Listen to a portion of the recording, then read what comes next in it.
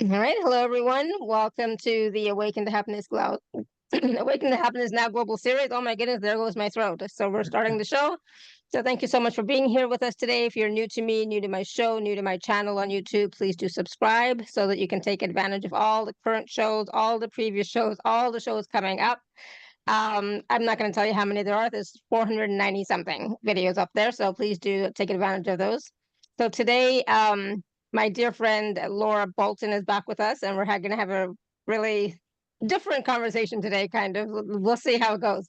But we're going to be talking about how do healing and astrology work together. And we actually have two guests who are with us, and we're going to be working together. So Laura is going to be talking about the connections between healing and astrology, how astrology can inform and support our healing journey. We're going to talk about recognizing and honoring your unique soul codes, being seen by astrology, the supportive framework, healing themes in the astrological chart, and you are going to have the opportunity to have your chart read in relation to your current healing issue with Laura and astrologer Kevin Leinbach. So he's here, Leinbach. Forgive me if I say it wrong, but he's here with us as well to support and work with the charts. So we'll talk about that. And of course, we're going to be taking live caller questions like we always do. It's always so much fun. And if you are new to Laura or have not been on our show when Laura has been here before, she's been with us many times now.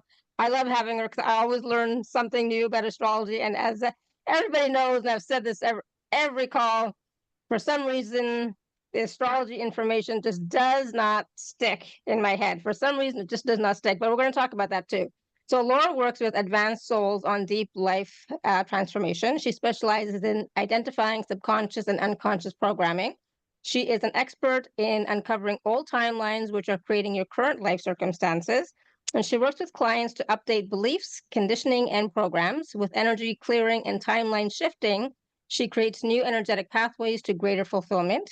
She is trained and experienced in a number of modalities so she can identify the best approach for each individual that she works with. This might include energy psychotherapy, working with subpersonalities, clearing with high beings, and multidimensional journeying. She carries healing wisdom from many lifetimes, as well as being certified in multidimensional healing in this one. She aspires for her work to bring greater freedom, excitement, connectivity, security, and peace. So we're going to talk to Laura about that. We're also going to introduce you all to Kevin as well. So I'm excited because this is going to be a fascinating show talking about healing, which I'm an expert in, of course, and astrology, which I'm not an expert in. So this is going to be fun. So let's get started. I'm so glad you're here, Laura and Kevin. Yeah, thanks for having us. And I'm yeah, excited. hi to everyone. Before we get into the main chat, there's something I want to talk about that's happening astrologically in 24 Today. minutes today. Yes. Whilst we're on the call together, something monumental is happening in astrology. The planet Pluto, which moves really slowly and doesn't change sign very often, is moving into Aquarius for the last time. It's moved into Aquarius and moved back twice already. It's moving into Aquarius for the last time. It's not going to be in so it's moving out of Capricorn. This is at 29 minutes past the hour today. It's not going to be in Capricorn again for another like 240 years. So it's Thank goodness. well, I mean it's in Aquarius now, which is arguably is that better or worse? I'm hoping it's gonna be better. I think it's gonna be better. I've already felt the shifting in energies. So, Yeah, and it's that's I think the main thing for me with these outer planet shifts is it's a background sort of energy. So actually, we might not notice the shifts necessarily in our personal lives, although it depends where it activates in our chart, which we'll be talking about a bit later. But there may just be general, for me, I'm feeling like there may just be sort of general shifts in anything that's going on like around us. But if anyone feels a specific shift between 28 minutes past the hour or 30 minutes past the hour, then please do jump in the chat and let us share your awesome. your So but then Laura, yeah, can so you do me a favor? Since we have Kevin on the show with us today too, so can you take a minute and just introduce Kevin to the show and how he's sure, going to be yeah. supporting us today? This is Kevin Leinbach, and he is a Virgo sun, Virgo rising, and a Capricorn moon. that's the most important things that you need to know about him. Can I just hand over to Kevin to introduce himself a little bit, because Yes, yeah. absolutely. Yes, Kevin, please do share a little bit about yourself and your story. Oh, yeah, Sure. sorry. I should say quickly, Kevin's my dear friend and astrology mentor, and we've been working behind the scenes together, as we were just saying, for quite a few months now, and we're unleashing our partnership in the world at this momentous minute of of Pluto moving from Capricorn to Aquarius, which is exciting times. Yeah, I just want to pick up on that. We started talking maybe 8 months ago. I was raised with astrology, and my mother was a Pisces, actually the same degree as Laura. She was born on March 1st. My mom was born on February 29th.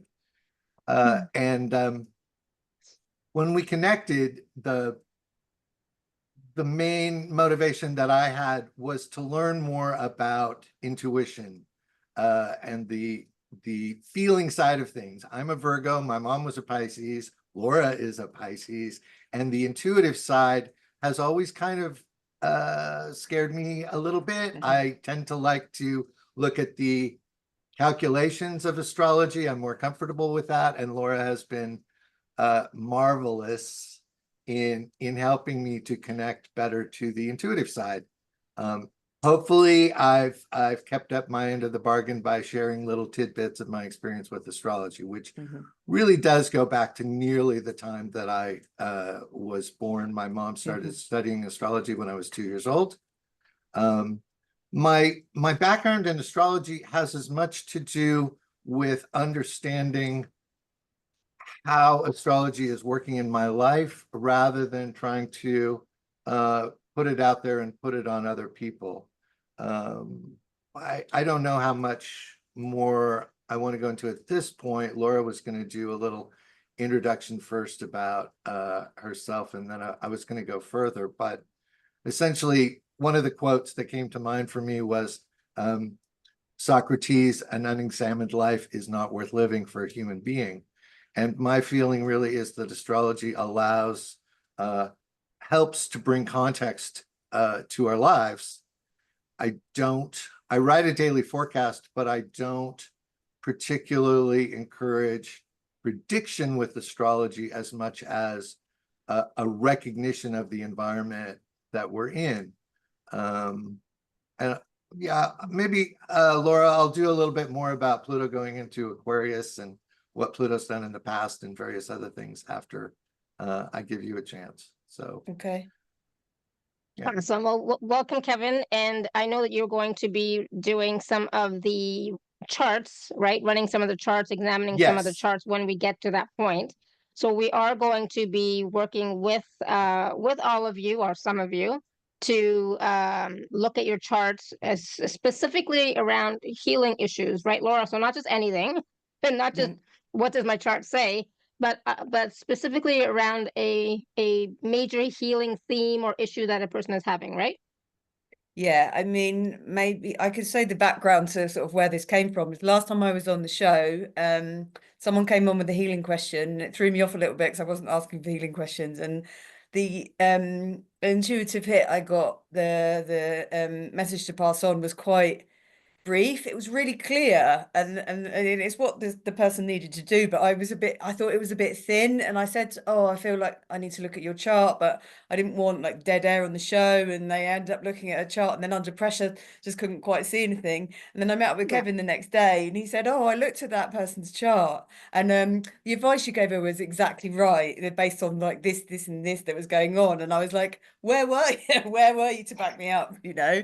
And then from there it was like, well, you know, it's always good to, especially as like generator human design, it's good to follow, you know, to respond to what evolves, rather than us sitting there trying to work out what would work well. It's like, oh, well that happened, so Kevin's on here to back me up, basically. Awesome. So Kevin is going to No be pressure. here to back us up so that we can get not more accurate readings, but to get readings that are relevant to the healing question. Yeah, and that's how I really work with astrology, and that's what I want to talk about, is really in context for me. So sort of slightly different from like a professional astrologer. I would Yeah. consider myself an astrologer, but it's really in context, and also, yeah, talking about that the way that it backs up intuition. That's I'm going to come to in my talk about this way that healing astrology can be used for sort of cross-referencing the intuitive downloads that we're getting, which is really nice, because obviously we know that our intuition can get distorted, and so having any kind of backup and this like external sort of information from the cosmos that we're all part of is really nice and really affirming. Can So I just say want- I'm seeing Yeah, go I'm ahead. seeing birthdays in the chat, which is great. If you have a birth time and birthplace, that's helpful. Susan and Tina got that, but I didn't get that from Tanya or Yeah. Oh yeah, birth time and place, if I was going to say the possible. same thing, that I see Thank you. people are typing in the chat their information, which is great, right? But again, Hold your horses. yeah, hold your horses. And this is not an astrology per se call. So it is going to be based on what healing question you have. And then, Kevin's going to be looking at the chart with your information based on the healing question. So you have to have a healing question. You can't just put your information in the chat and expect to get a reading. You've got to talk to me first whilst totally Kevin's frank. looking up your chart, although I think he's looking up the charts now. Exactly. So you got to talk to Laura first to tell her what your issue is. So first of all, so let's go back, because we're not even at that point yet. But in the meantime, Kevin can start running some of these things and having them in the background. So let's talk a little bit about so I'll be really honest about something. Okay. Go on then. As you know, astrology information does not stick in my head. It does not, no matter what I say, how many times I look at it, how many times you tell me, all that kind of stuff. But the other day I was looking at something to do with my North Node, okay? And Very my North Node is in Taurus, right? Yeah, I think so. Hang on, let me get your chart. Yeah. But the information that I saw was like that makes no sense to me for what I think I should be doing and what I think my sole purpose is, or my mission is, or what my next level, next up leveling is. You are first to volunteer. What was the information that you saw, Sheila? Well, basically, it was like more practical stuff, which I'm not a practical person. Well, that's what your soul is here to learn. It's not supposed to make sense. That's the thing with the North Node, is it's something that feels uncomfortable for us. Yes, it's not our comfort zone. Scorpio is your comfort zone. Taurus is what. So if it feels off, that's probably where you need to think about. Because I'm more intuitive. I'm Pisces as well, so I'm more intuitive, right? I'm into healing and consciousness and all that wonderful stuff. I'm not into the practical stuff. You use the gift of your South Node, the Scorpio, and all of your gifts to channel into being Taurus, grounding Taurus into doing the grounded stuff. And although it feels out of your comfort zone, you will start to notice. You may start to notice as you move towards that. Generally, we move towards it as we get older. Maybe you haven't yet, but that's fine. I know what do you reckon, Kevin? I mean, and my daughter is Taurus, right? And so she's amazing and brilliant, and I love her. Oh my God, right? That's interesting. But I'm not like her in that way. You should need to learn from her. She's your North Node, like Kevin.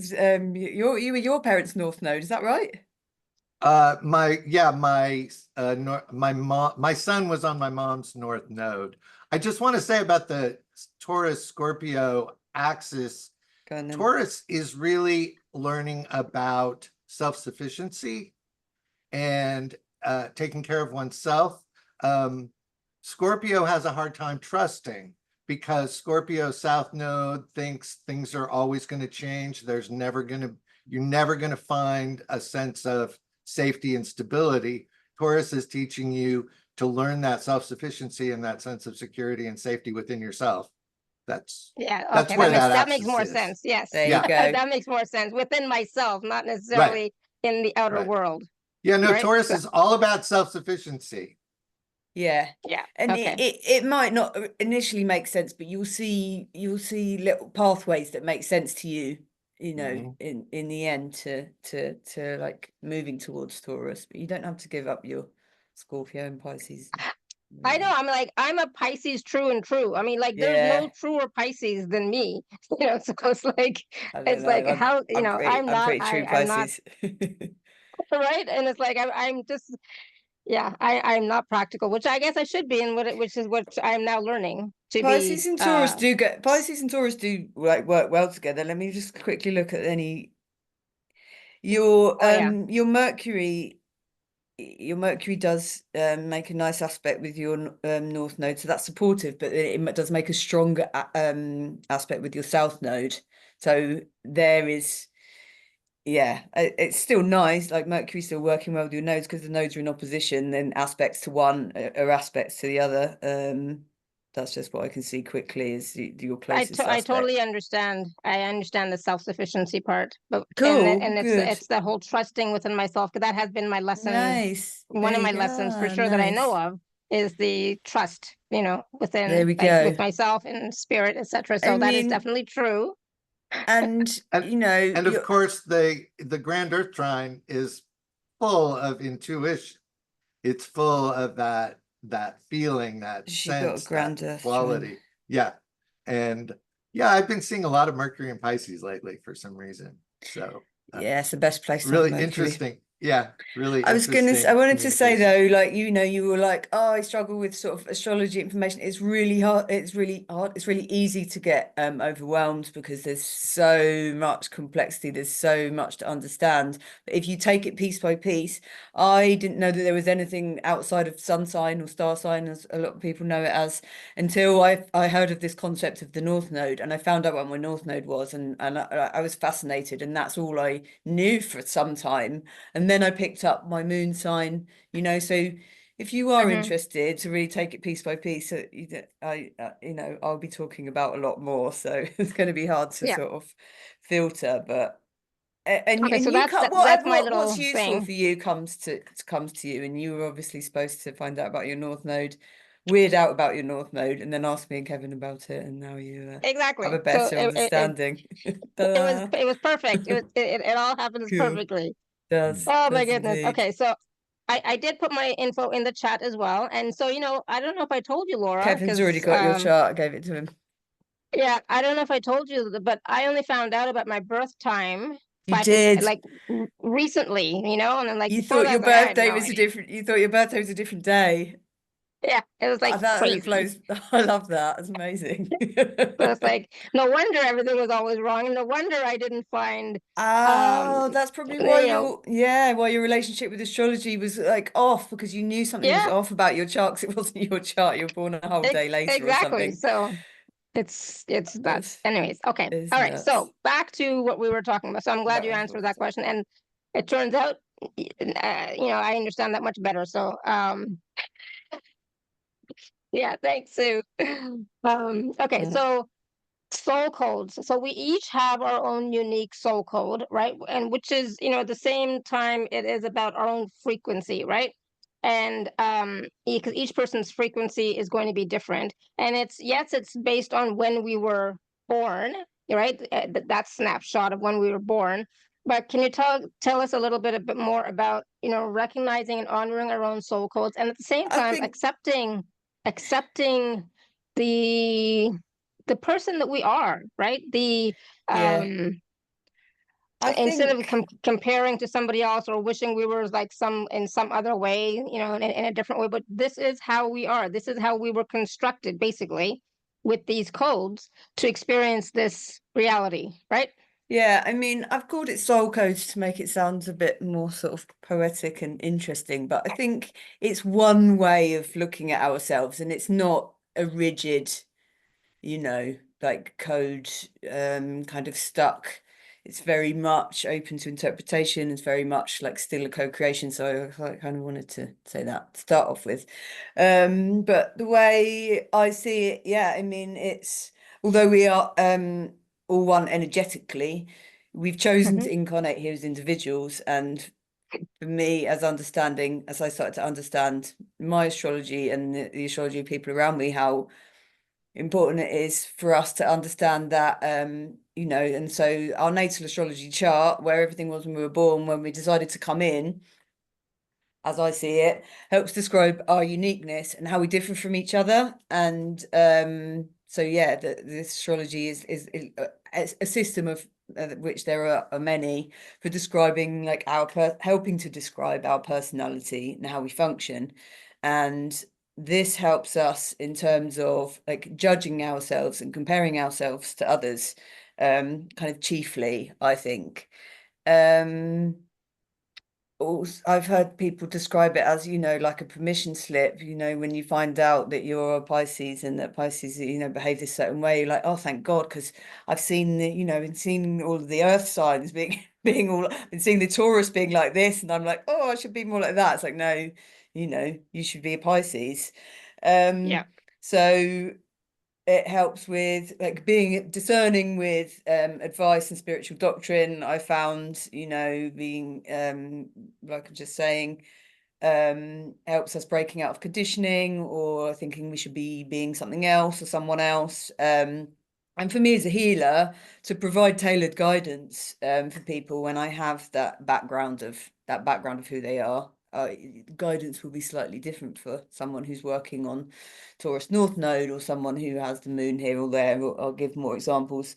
So yeah, including recognizing my own template. I find it, I kind of obsess if I don't know, if I'm working with a teacher or a healer, if I don't know their chart, because I want to know through what lenses are they, you know, guiding me, or, you know, to sort of just have that, and also how my chart fits in with their chart is always interesting. So recognizing my own template, and then sometimes recognizing like, well, am I giving advice based on my moon sign, or, you know, to just notice, you know, so that just helps me to be better at my job. I find, you know, makes me feel more credible, and gives it a bit more depth.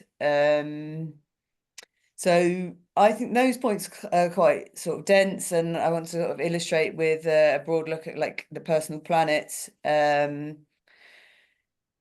so how just broadly in understanding where our personal planets are, is to recognize our uniqueness and how we differ from each other, starting with, say, like the moon sign, where the moon was when you were born. Particularly in my healing work, I consider the moon sign as the sort of, how do you feel nurtured? So how do you feel nurtured compared to others? Moon, broadly, like how do we feel? How do emotions run through us? And we should consider the needs of our moon sign.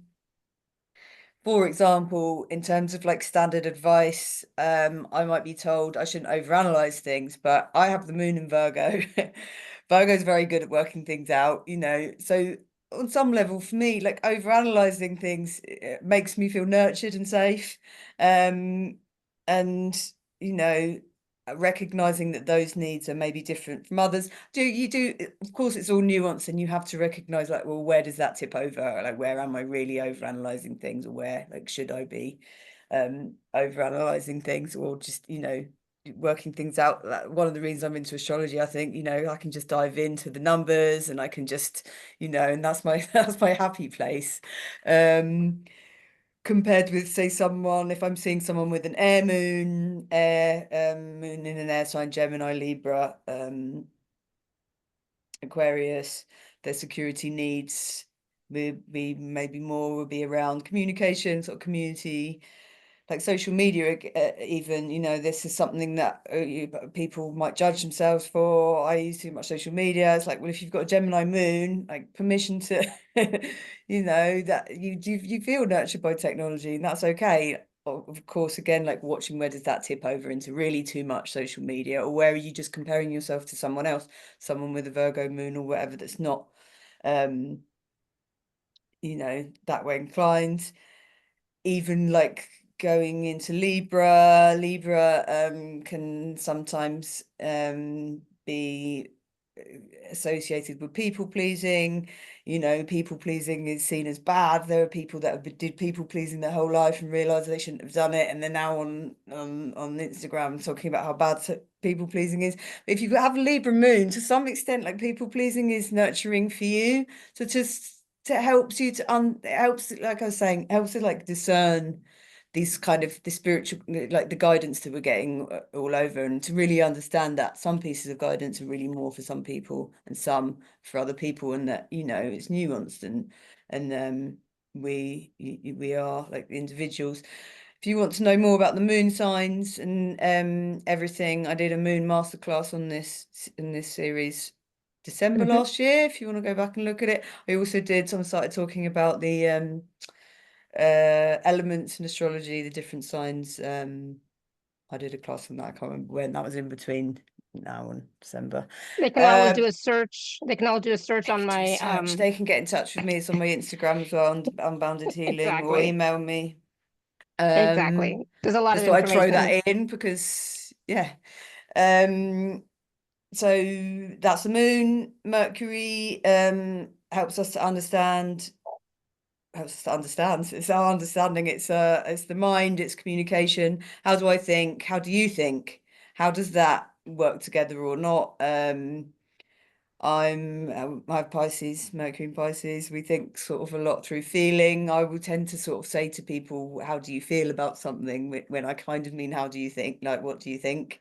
It's useful to understand that is our minds work in different ways, and that's a useful like framework for it. Like, wow, how can they be thinking like this? It's like, we think differently, you know, and that's okay. Like honoring and recognizing that. Venus, your Venus sign, what do you love? Embracing and honoring that. Similarly for clients, I would encourage people to be honoring their moon sign, to be honoring their Venus sign. I'm also looking at aspects to these, but I'm trying to sort of talk in relatively simple terms. And Mars is the last personal planet that we look at in terms of signs. How do you best take action?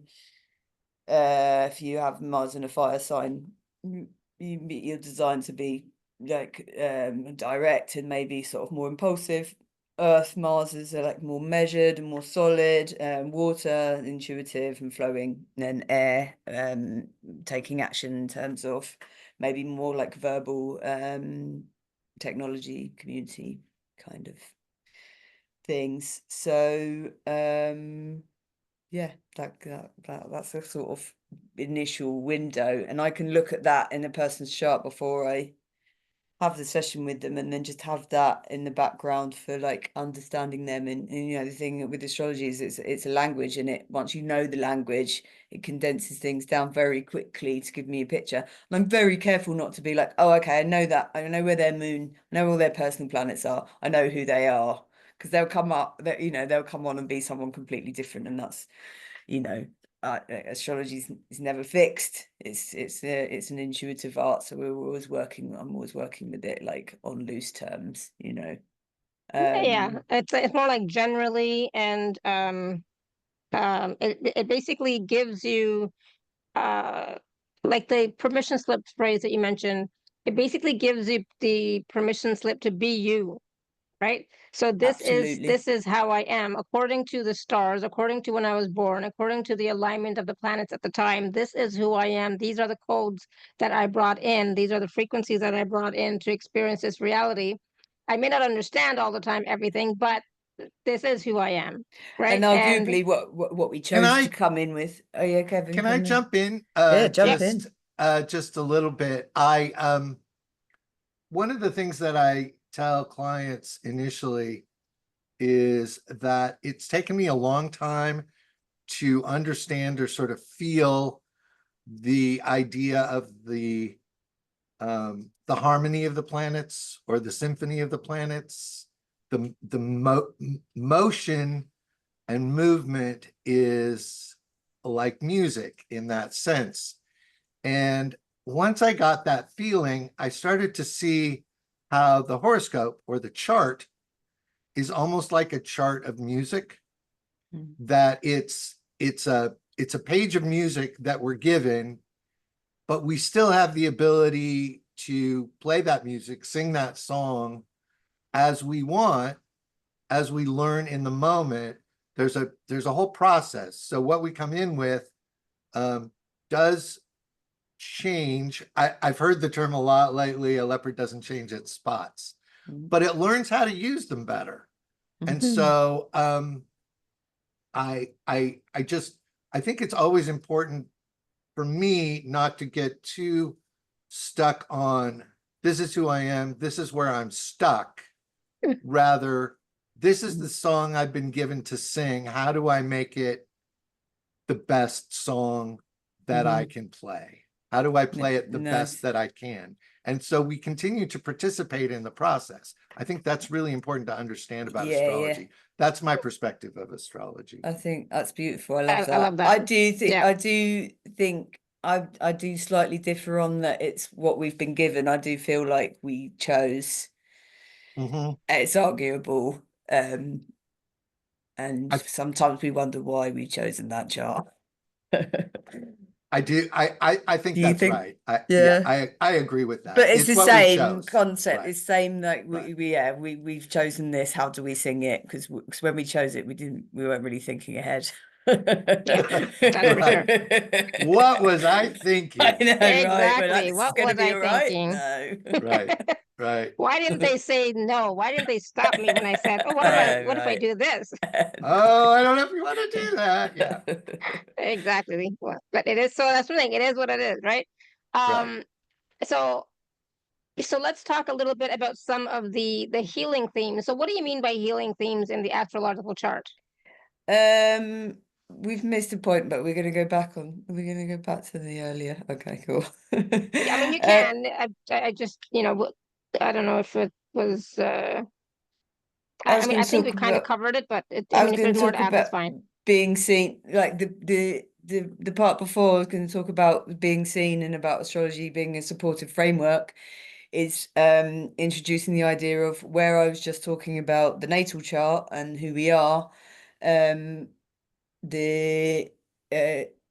introducing the concept of where everything is in the sky now, how that is interacting with the chart that we decided on when we were born, is describing what's going on for you at the moment. This is how, we can see what's going on for us at the moment is mapped by the cosmos. So this is again talking about that sort of cross-referencing and about that sort of validation, describing the challenges you're facing, the transformation that you're going through. And again, as like we were talking about, it not being, something that we're being forced to deal with. It's like describing what's going on. I think of it, I like to think of it as that astrology is describing what we're going through rather than sort of causing it. Oh, Mars is here and it's doing this to me, like we're not hapless victims of astrology. We're in this like co-creation. So, but and this is something that I think me and Kevin are going to illustrate when we take callers. Like we're going to sort of be looking at these mappings, but seeing this mapping, feeling seen and heard, like, oh, I'm going through this, and it's like it's in the stars, and you're like, oh, just that like validation, that sort of relief, feeling held by this, broader framework, and having this independent voice that's saying, and bringing a sense of order and telling you like, oh, I'm exactly where I'm meant to be. And you're just like, oh, do you know what? And it can give advice for sort of moving through it. But I think just as a sort of recognition piece that it's really, is really nice. Shall I now talk about healing themes in the chart? That was a short piece. Good. I did want to make that point though. What I look at when I'm having a quick look at someone's chart before a healing session, whether I then talk about them or not, for me is often like in the background rather than I go with the client as to how much information they need or want with the sort of astrological bamboozling. Like I've already said, moon, challenging aspects to the moon. The nodes, we already talked about the nodes, north node and the south node. South node often, particularly if something is transiting their south node, that will give me a really good cross-reference for when past life stuff's coming up, or if, that sort of past life intuition starts coming in. For me, south node is very much associated with past lives. I know it's just different for different people. As astrologers, we take on our own meaning. You know, the mappings are different. It can be different for us. It's just you know, it's this framework. Chiron is an asteroid known as the wounded healer. The symbol for Chiron is the key, because it's the key to the kingdom. It's like if we unlock Chiron, that's, you know, healing our deepest wound is our greatest gift. I'll look at, we haven't really talked about so much yet, aspects in the chart. So I sort of touched on placements because I'm trying to keep it simple, but where the planets are in relation to each other. Are they in, you know, in a nice happy flow? Are they challenging each other? Helps me as a healer to understand, or you to understand if you get to that level. It highlights our gifts and challenges, which again can be really validating. Also can give us information like, you know, what I'm here to work on. Transit, and then I would look at transits of the outer planets. I mean, there's a gazillion things you could look at, and just these are the ones that speak to me the most through like being important in a healing session. Where the slow moving planets are moving in relation to your chart, because they're moving slowly, they're creating like much deeper transformation. So that's going to be what's going on in your life sort of over a few weeks or over a few months, compared to the moon, which is making all of the aspects in our chart in a month, and we have a happy hour, and then we have a, you know, whereas the outer planets being Pluto, Neptune, I will look at Uranus and Saturn a little bit, and I'll look at transiting Chiron, the wounded healer, like where is this is, you know, really common, and actually one of the most relief giving sort of pieces of information I can give someone. They're like, I'm going through this, and Chiron can really takes us down into the basement, into the pits of despair, so that we can come back up and feel better. And when people come to me and they're in the pits of despair, and I'm like, okay, Chiron is here, it's gonna be okay. All right, okay, you know, when you know Chiron, when you experience Chiron, you know Chiron's gifts, but you're not supposed to, you're supposed to be down in the basement, and that's, you know, that's the magic. Yeah, been there, done that. Yeah. A couple of times. Well, Chiron's always is coming back. It's always making new new transits for us. So yeah, just to reiterate that, yeah, all of this information is like for like the healing journey, or as working as a healer, is backup, is cross-referencing to the intuitive stuff. Laura? Yeah, already made that point. Go on then. I was just gonna throw in a little bit, making a little bit of the case for the signs. Yep. Placement of the planets is crucial. And somebody asked specifically what's the best healing for kidneys. And I was going to point out that kidneys are ruled by Libra, which is ruled by Venus. And so that interaction is potentially important. I would suggest just very broadly that Pluto, having been in Capricorn, could be squaring something in Libra and challenging, creating stress. So the stressful aspects, the squares, can be more challenging for the health. And so Capricorn squares to Libra, anything in Libra, can create that tension. Also, I think if you start with astrology just with the first pass at what the signs are, each of the signs are related to a different part of the body. Aries is head, Taurus is throat, Gemini is lungs, and that's a good beginning point. Cool. So this is medical astrology.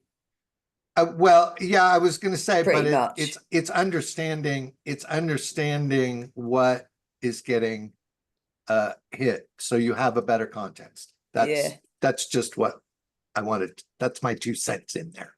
Cool. That's not something I Interesting. massively use, but yeah, there is a branch of Right. astrology. It's medical astrology that goes into that quite a Okay, lot. cool.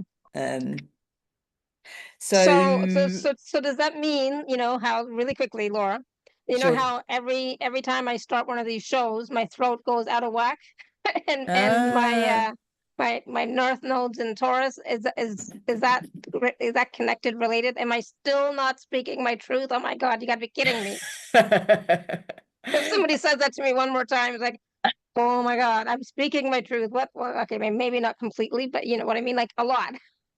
Testing, know. testing, 1, 2, 3. I don't know. The throat chakra could be listening as well. Maybe. I don't think you're not speaking your truth, or yeah, I don't know. It can Oh, be. It can be different. It can be different things, really. no, but I was just wondering because my north node's in Taurus, and Taurus is related to throat, and every time, even Oh, right now, you I can said feel. Taurus. Oh, I feel maybe. my throat is being activated every time I do these shows, you know? Yeah, Sheila, I maybe. would mean, suggest that's because it's a growth thing. Every time you're doing this, there's a new layer of growth, and the North Node is related to what you're moving into, and that's growth. yeah. So there you Beautiful. go. You're activating your Okay. growth cycle every time you do another show. Absolutely. I love that. Thank you. And it's so true. I always learn so much. So thank you. So all of you who are here on this journey with me on all these shows, you're also part of my growth journey. So thank you, everyone. But see how like that smart little piece of information I did not have, right? And so I always thought, I was like, oh, there's still some blocks in my throat. You got to be kidding me. But now it's like, oh no, it's a growth thing. So it's like Yeah. it's a growing opportunity, which of course I like that, but still like to hear it being validated, and it's Yeah. like relieves the pressure a Yeah. little bit, Yeah. And you can Yeah, more make growth. and you can make the connections that you want to, really. It's whatever supports you. It's astrology is an intuitive art, not a science. So we're True. working with the stories and the information that support us in See, I whatever always thought it way. was more of a science than intuitive, to be honest. Uh, I always thought that astrology was more science-y than intuitive, I and didn't know only that. because it's like the planets are where they are at. All the different degrees of this, that, and the other thing, right? It So it's has the like still it's mathematics very, behind it, but it's the interpretation, because yeah, the interpretation. Mars Yeah, represents many different things. So if you're looking at someone's chart, and something's activating their Mars, you have to use your intuition as to like, well, is that anger? Is that sex? Is that like this positive sort of Mars drive, or so you can't. right. Yeah, It's both, but I don't know. Kevin it's might both. want Yeah, to I like speak that. on that. But yeah, I don't know. Correlational, not causational. Yeah, I like that, Yes, Susanna. Thank you. yeah, definitely. I would say. Okay, Yeah. so now, was there anything else that you wanted to add about that, Laura? Because No, it's like I'm done. Is there anything you want to we're add, good. Kevin? No. Should we get into people's stuff? Should Sure. we get into people's stuff? So, what do you want to know from people if they want to work with Well, you? I have the charts of the people who put Some them people. in, just Yeah. FYI. Yeah, But I'll let perfect. Laura take the lead in beginning.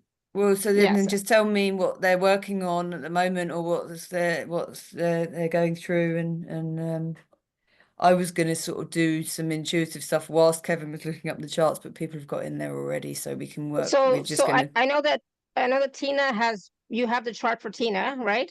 Yes. Yes. So Tina, you want to unmute and you want to tell us what issue is coming up for you? What's going on? What's going Hello. on in your life that's causing issues, Oh, problems, It doesn't have to be challenges? issues. It could be Well, good stuff, but I where would was you just like gonna to say, start? just 1 second, Tina. I was Oh, just gonna say, if you would have asked me last week, I would have had like a galore of problems. Like like, oh my God, I was at like the basement. Like you were talking about, Laura. I was in the basement. Chiron.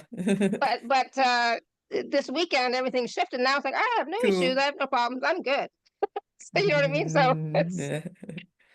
that's how I feel right now. But who knows, It right? might be So something Tina, it might be something you're working towards rather than something you're struggling with, or yeah. yes, But that's it. normally it's problems, so whatever's going on. Yeah. So Tina, what's going on? still working through all my grief from losing my partner and stuff, and my dad, and now my mom's really ill and in the hospital as of today with congestive heart failure. So it just seems like everybody Wow. just keeps on popping in there to bring up things that they still haven't healed. So But yeah, so then, that is bringing up everything. All the yeah, other grief is bringing everything up. Yeah, for sure. yeah, Understandable. Yeah. And or on Okay. the physical level, I seem to have parasites that just don't want to go away. So either whatever can help. You're going through yeah, a lot of separation, you know, the dark death and separation. I'm going to look into the parasites, whilst parasites can often be representative of negative extraterrestrials. So I'm going to get my pendulum out. I'm going to do my dark energy stuff. I'm going to let Kevin talk about your chart Thank you. if you want Yeah, to. and Oh, we're gonna talk, I'm and gonna talk first? Oh, okay. Well, just one I'm second, gonna. just one sec. Hold on, Kevin. So I was just gonna say, Laura is so gifted in this. It's amazing. The entity and energy release work that she does is so powerful. That is one of the things that I think that you used to do on the healing calls, Laura, at the beginning of the call, and it's like a major shift. I think that we've all Oh, experienced that. thanks. Maybe I Yeah. should do. I don't do enough of that. It's because I have Pluto on the midheaven, isn't it, Kevin? But you're really good at that. Anyways, it's very transformational. I just That's feel it's just like since I've got the opportunity for someone to talk, I'll go. I work well going within, and that's radio silence normally. But what Kevin, yeah, exactly. you're So right to Kevin can talk. talk If about you the chart. Kevin will have stuff to do, stuff to say. Yeah. So Well, yeah, I was gonna follow Laura's lead. sorry. Uh, you are and you no, you you're right? yeah, you're talking about grief. I mean, what I see just generally in the chart and the transit of Pluto over the South Node happened, I don't know, maybe 8 years ago. Was that when the loss began? Has this been an ongoing process? Actually, that's when my partner probably got sick about 8 years ago, and Okay, I was okay. taking care of him all those years. Yeah. Um, and so that now I have you born at 9:27 a.m. in Vallejo, California. Is that right? Correct. Correct. Yeah. So yeah, that anything with siblings? Oh, my sisters and us, we don't get along too well. Okay, okay. I mean, I try, but yeah, I'm pretty much Right. the black sheep of the outcast. Um, I mean, what I'm looking at, just, and I generally spend a couple hours looking at a chart before I talk to somebody, so this is relatively new, but you were born around full moon, just a little past full moon. And so that tends to increase the sense that things are slipping away. They've already reached their culmination, they're slipping away. So this major South Node transit approximately 8 years ago really likely increased that feeling of things falling away. I felt that way my whole life, almost like I've never Right. belonged. Yeah. The full moon, and so that kind of your Aries moon wants to chart a new course, wants to lead the way. It's in the 6th house, so that kind of makes it that Virgo sort of caring for other people, maybe analyzing a little bit. So you want to lead the way, caring for other people. And of course, your Libra sun also is very concerned about other people. And you know, I would just generally say that the biggest challenge in the chart has to do, it's a Mars Neptune conjunction, and it's exact. And that again is sort of this high potential for disappointment. The opportunities with a Mars Neptune conjunction have to do with really making your dreams come true. And of course, your Mars rules your moon in Aries. So that ability to lead the way, that ability to chart your own course is very powerful. But Neptune can make it very confusing. It can spin it all out of control. So you're constantly allowing your expectations to just bubble up and steam up all over the place, and then it deflates. And so the challenge really is, I would say, staying in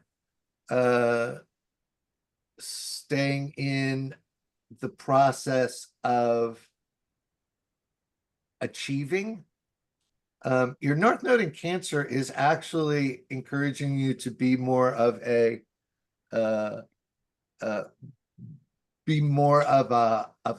homebody. So caring for people around the home is encouraged rather than going too far out.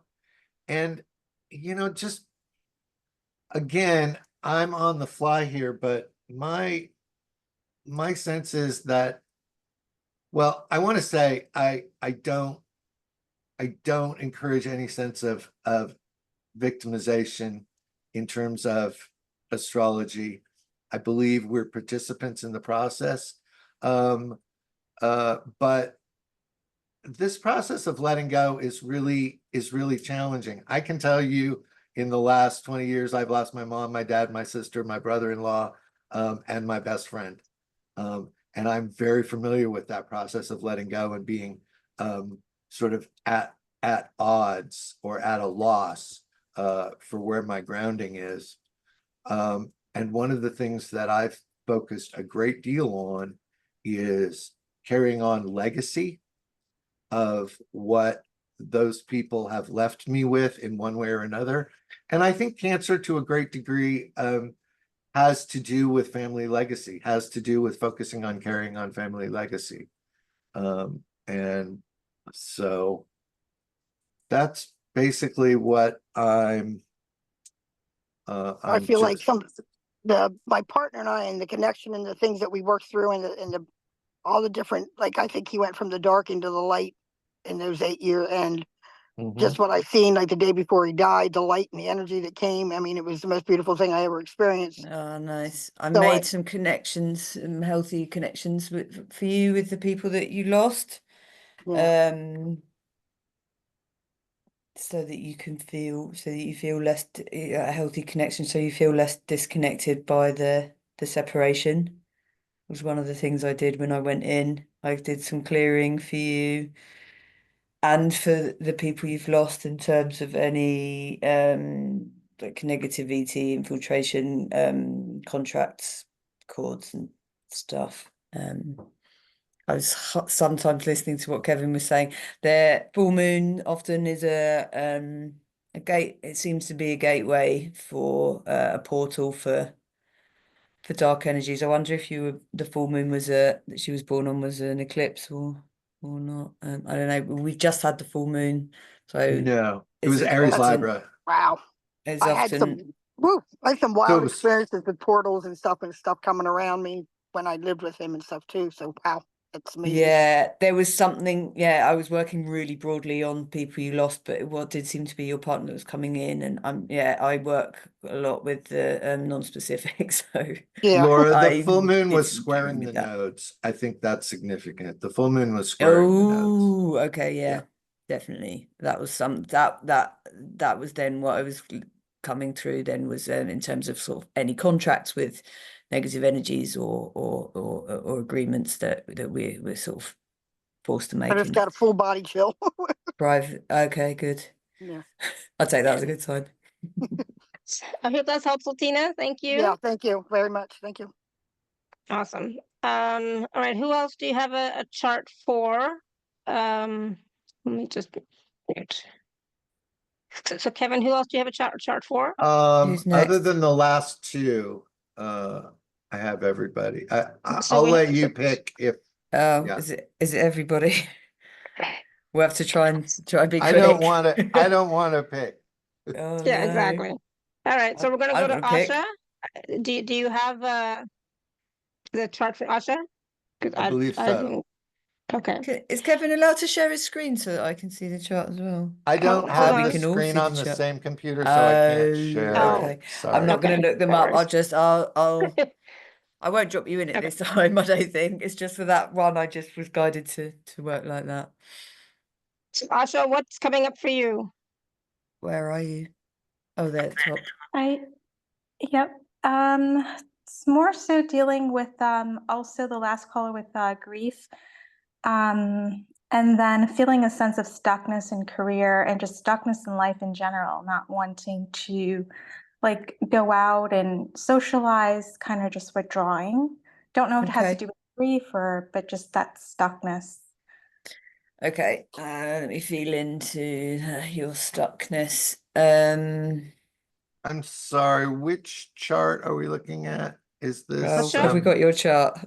October 22nd, 1971? No, October 22nd, 1982. Did you put your info Oh. in the chat, Asha, or no? No, I did not. Oh. Okay, well then we don't have your chart. Okay, and Okay. so Can you put that in there? You picked the Can- one can you put- person who hadn't done their birth well, I details. just assumed that she had put it in the chat Anyway. since she had raised her hand a long time ago. But if you want to put your info in the chat, date of birth, time, and place, that would be helpful. And then that's all right. I'm feeling Okay. into And for those of the. you who have raised your hand and you have not put your info in the chat, just just lower your hand because we can't help you that much. I'm just gonna clear broadly like stuck energy in your field that's you're feeling, you know, sort of externally. Where were you born, Asha? Sorry. I'm putting it right now. Yeah, don't send it to Um, me directly. Send it to the chat because they won't see it. Kevin needs it. Right. I can't do anything with it. She's stuck, right? Let's We're just not laughing at have you, some Asha. patience. It's We're laughing yeah. with you. Yeah, I'm Where- going to we're clear. laughing at you. Where? Or you could Yeah, just say it. Yeah, you can just say Asha where you were born. Oh, Diego. There you go. Diego Martin Trinidad. Trinidad. Cool. Okay, perfect. Okay, cool. I'm going to clear Thank you. stuck energy. Yeah, so this is about being stuck in life, stuck in clear stuck career. energy. Since Trinidad just popped on the screen, I felt drawn to clearing stuck energy in your ancestry. Country of origin. Like inequality, feelings of inequality. I'm going to clear stuck energy in your field that's being shown to you, like outside of your field. I'm going to clear between your chakras. It's clearing and upgrading in the Sushumna, Nadis, Ida, Pingala, meridians. Just asking Archangel Vairamath to open up the energy system so you can receive more light. I'm activating movement of energy around your body, so to just sort of activate movement in your life. This Pluto shift might help just shift things. You may have been just in a sort of holding. You may be in like a holding place, a holding pattern, ready for something wonderful to unfold. So I don't know. What Kevin, is the chart showing anything about stuckness that's about to be released, or are you getting anything? What can Yeah, I'll just throw this out there and Go on then then. make some comments. Venus, Saturn, and Pluto and the Sun are all 25 to 28 Libra. So Wow. Pluto's been squaring that for a significant amount of time. Okay. That's You're definitely ready for a shift. that Jeez, is that's moving. a big conjunction. Yeah, that is moving on. The other thing that I see right off that's very interesting is the Moon South Node conjunction in Capricorn. It suggests to me, and you can throw whatever you want into it, Laura, but it suggests to me that the temptation is to put a lot of focus on the way you appear to other people. So sort Moon of- conjunct North Node or South Node? No, Moon conjunct South Node in Oh, Capricorn. right, okay.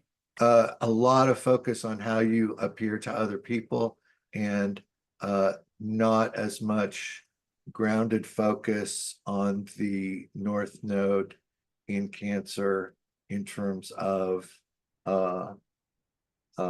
drawing inward. I said in actually in this week's forecast how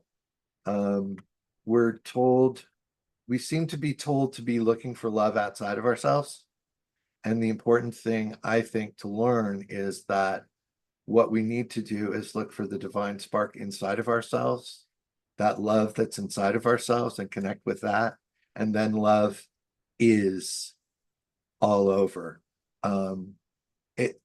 It feels to me as though the big challenge in terms of loss or feeling of lack of direction, obviously Pluto square your sun, Venus, Saturn, and its natal place is going to make you feel as though nothing is reliable, everything's falling apart.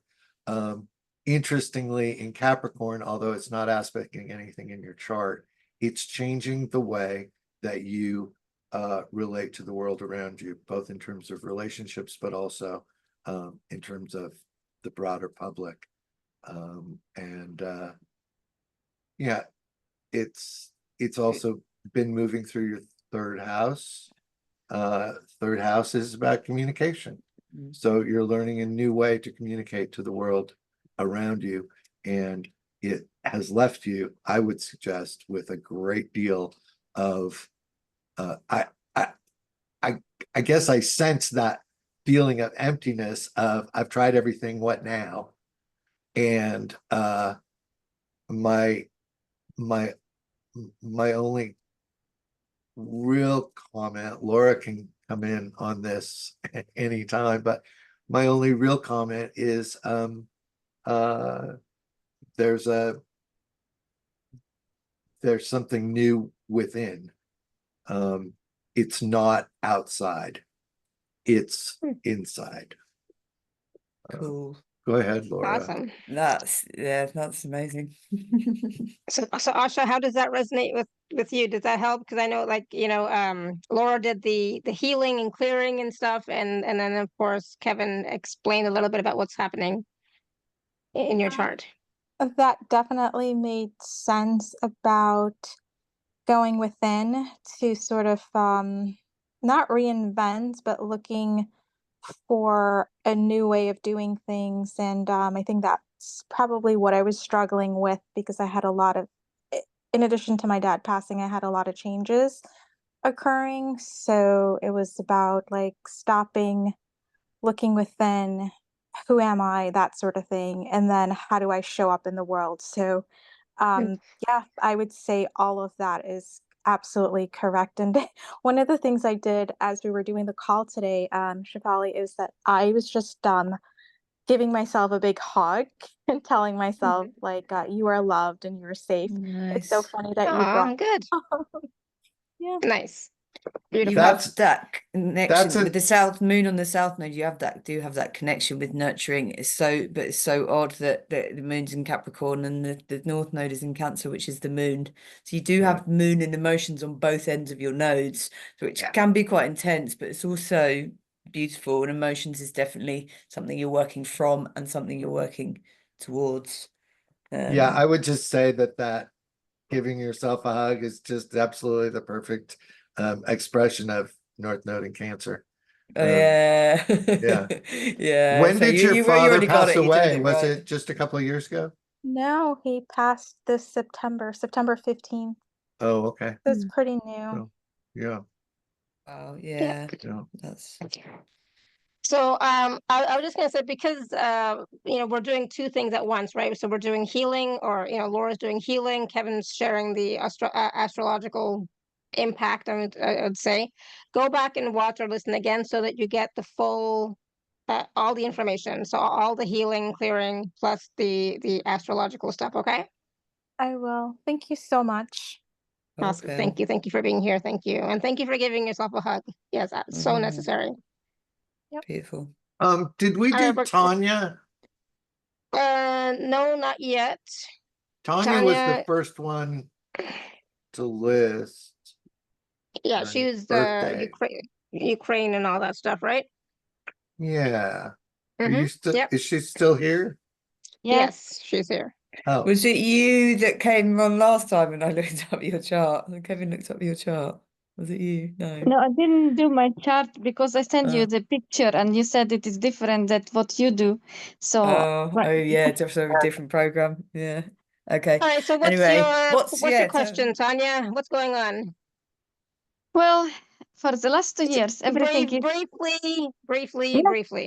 everything has Briefly. been changing for the last 2 years, and I thought should be light at the end of the tunnel, and kind of it is a little bit of light I can see, but I'm still moving and moving and moving, and it doesn't look like there is an end to me moving moving house, and I'm still procrastinating with my YouTube channel. So feel better moving though. moving house, did you say?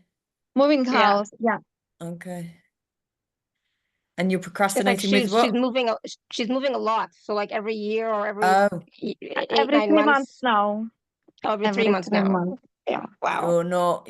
you're finding it hard to be settled. I'm gonna I'm just gonna connect Please. your grounding cord. I'm gonna anchor you down, for heaven's sake. Please. Let's do this for everyone on the call. Let's make sure let's ask for our grounding cord to be upgraded, to be connected really deeply into the core of our root chakra, and to be connected down, energy cord connected down into the earth's core. We're asking for the grounding cord to be expanded, healed of any damage, cleared of any obstruction, expanded, cleansed and strengthened, and protected. It's connecting everyone related to that, to the Earth Star chakra.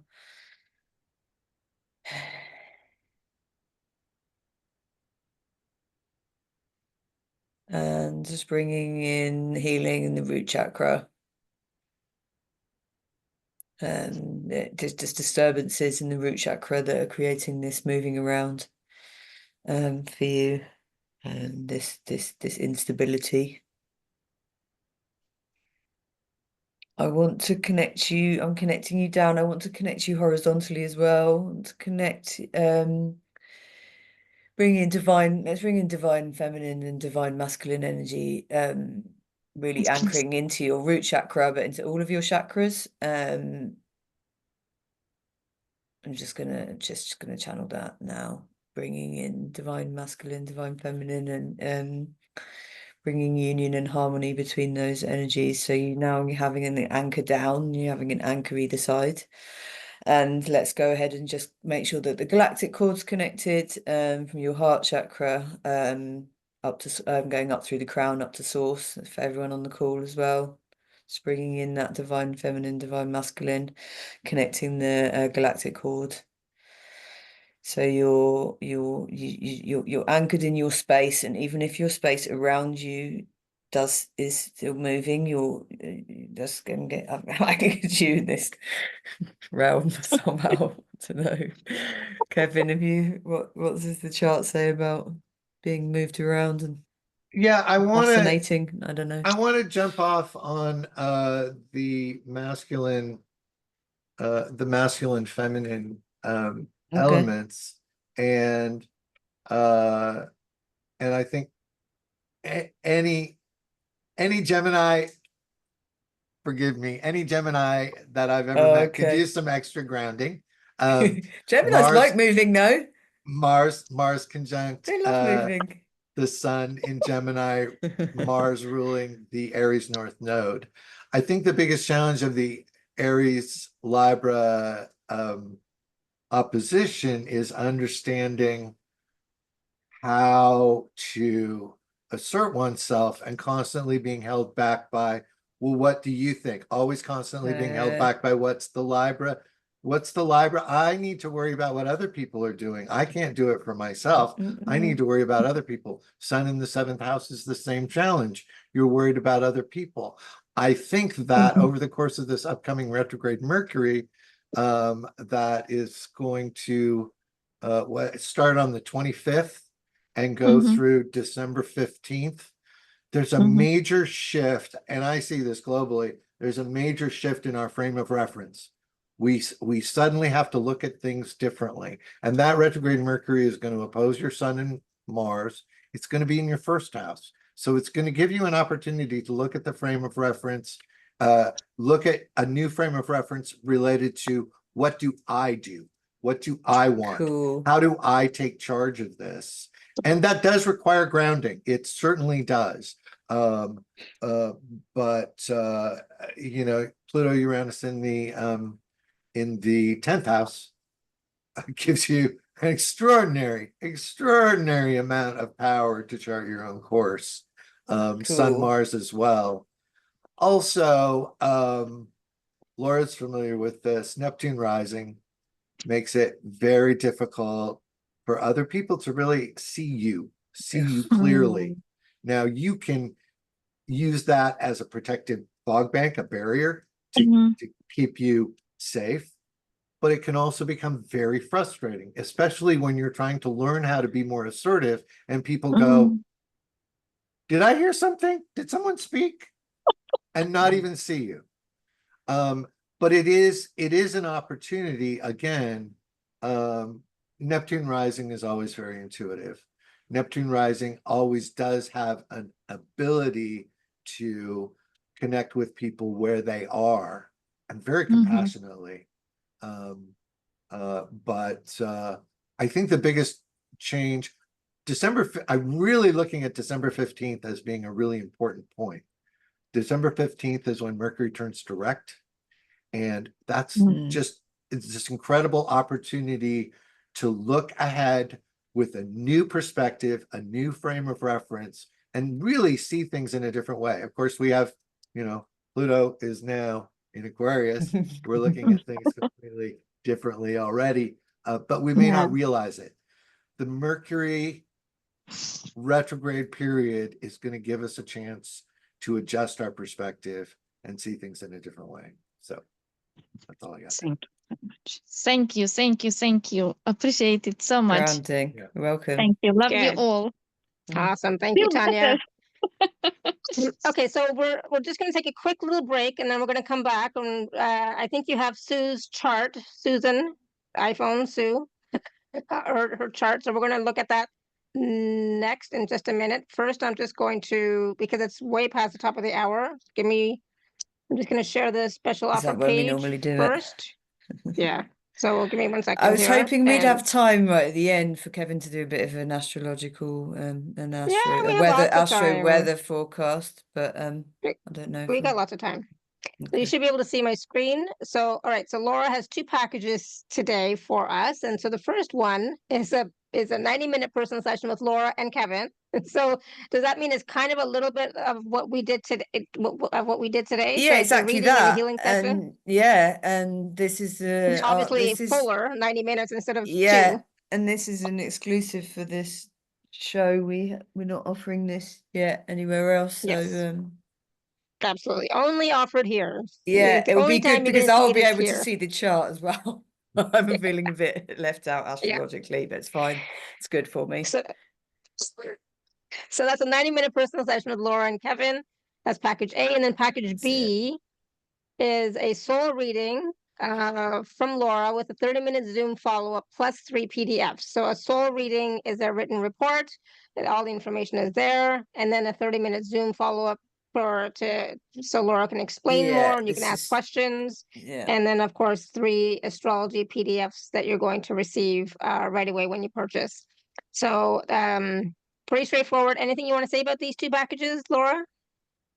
No, Why am I talking? like working with Kevin is really exciting. So I'm looking forward to Yeah, meeting it's people, fun. and that the soul reading is just something new that I've been offering that's kind of interesting, Awesome. been interesting for people. So, and then the PDFs are just really sort of framework, background, basics for understanding astrology and Yeah, for people yourself, like me who, taking exactly need that people like information you, again.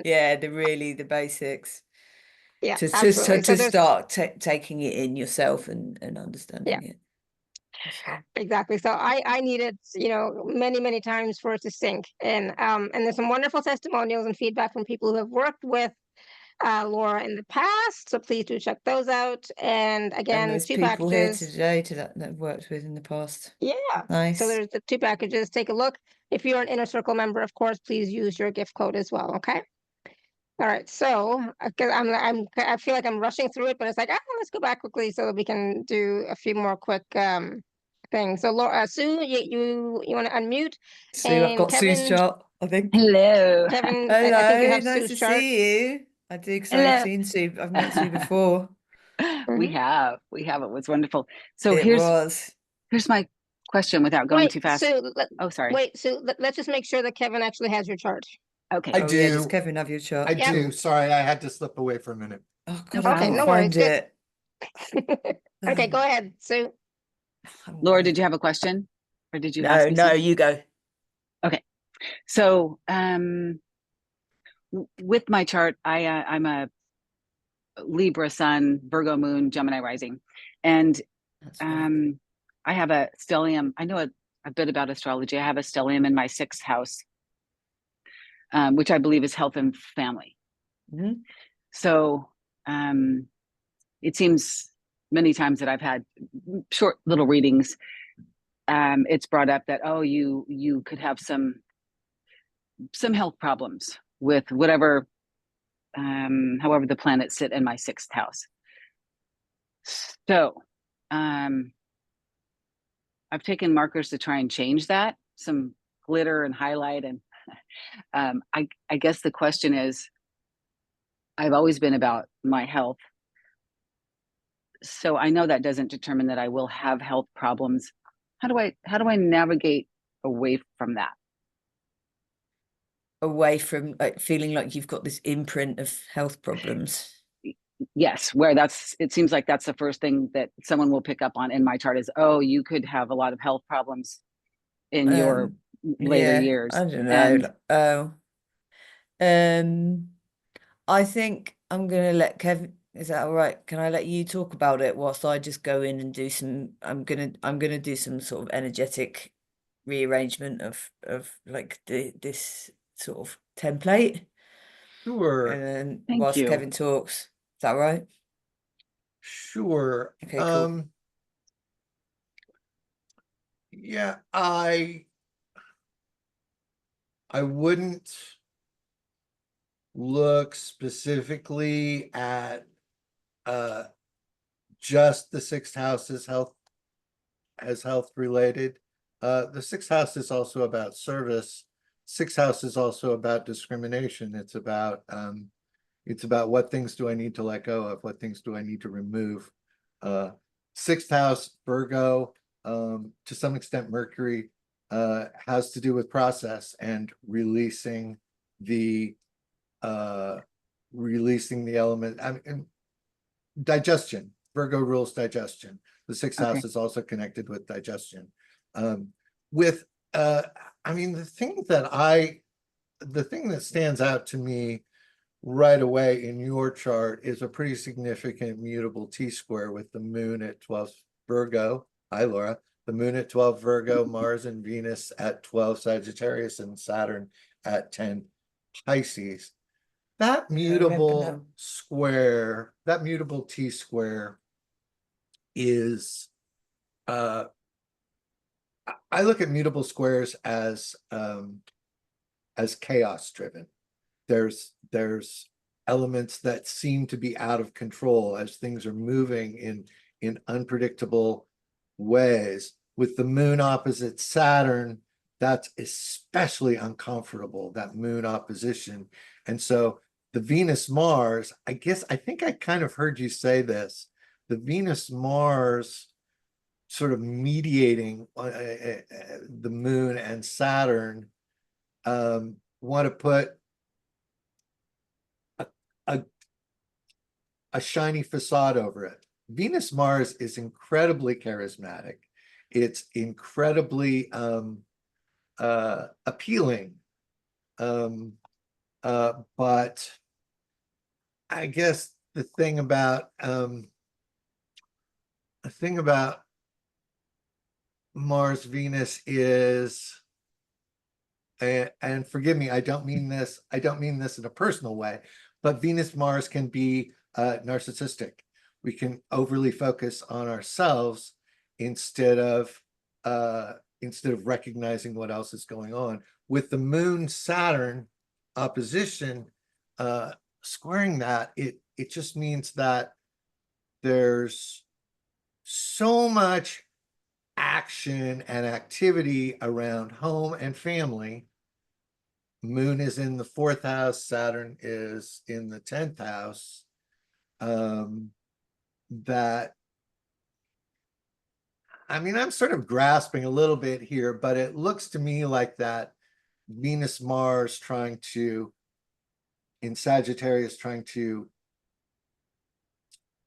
gain the big picture perspective of it.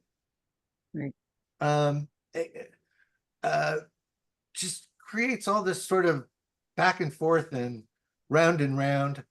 The thing I find about mutable squares is they always work out in the end, but it's kind of like, how did I get here? I have no idea how I got here.